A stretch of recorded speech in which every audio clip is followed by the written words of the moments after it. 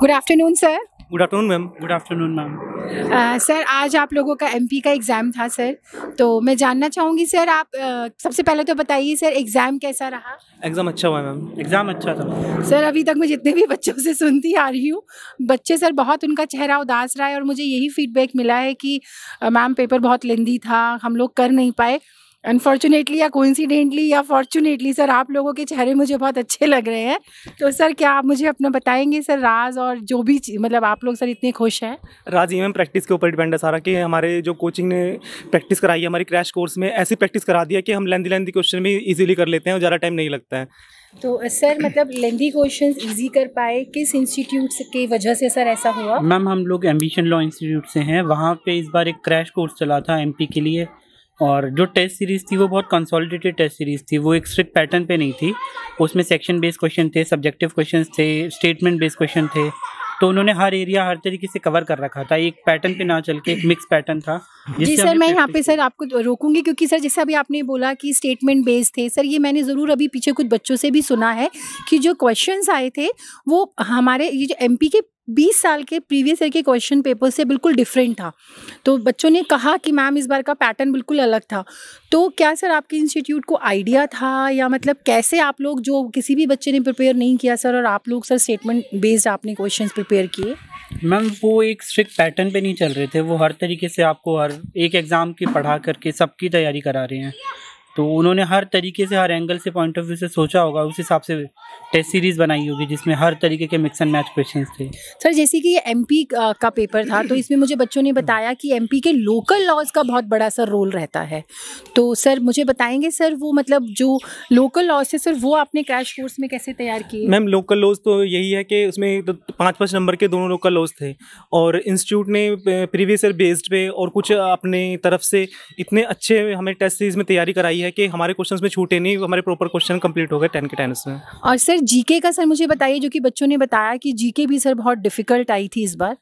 Ma'am GK की जो हमने टेस्ट सीरीज़ करी थी उसमें सारे पैटर्न्स थे, जैसे फेमस पर्सनैलिटीज़, स्पोर्ट्स, और ये जहाँ के वहाँ के एरियाज़ हैं, क्रॉप्स हैं, ये सारे, और ये सब हमारे पेपर में भी आए।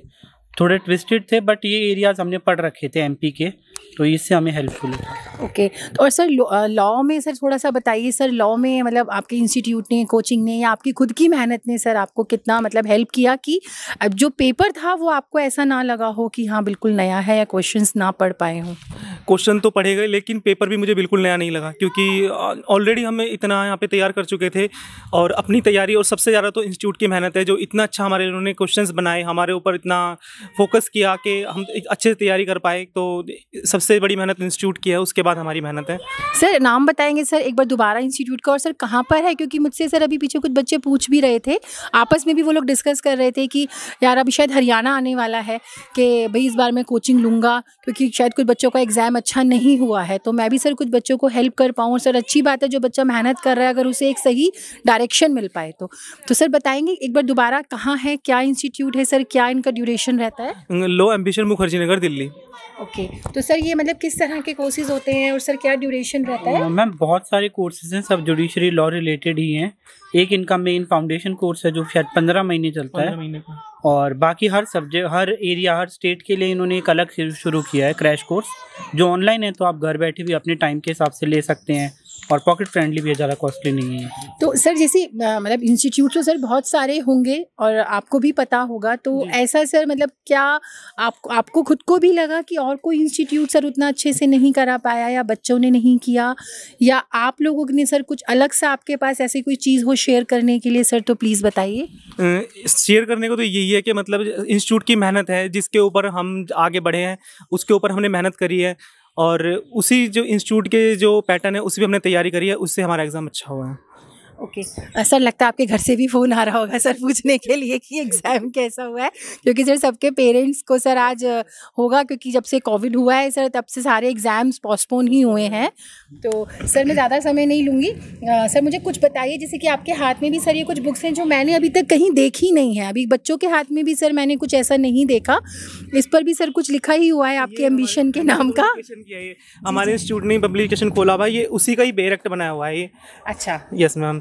ये एविडेंस का बेरेक्ट है और मैं ये कहूँगा ये बेस्ट बेरेक्ट है पूरे इंडिया का हमारे। ऐसा बेरेक्ट आज तक छपा नहीं है और मुझे नहीं लगता कोई इतनी मेहनत कर पाएगा। सर मतलब अगर आप इसे बिल्कुल इंडिया का बेस्ट बता रहे हैं तो जाहिर सी बात है सर इसमें कुछ ऐसा होगा जो बहुत स्पेशल होगा।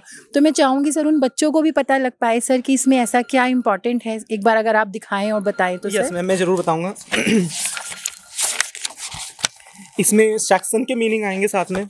सबसे पहले कोई सेक्शन होगा उसका मीनिंग दिया होगा साथ में, और कोई जैसे इलस्ट्रेशन है उसका मीनिंग दिया हुआ है साथ में, और रिसेंट केस लो दिए हुए सारे साथ में।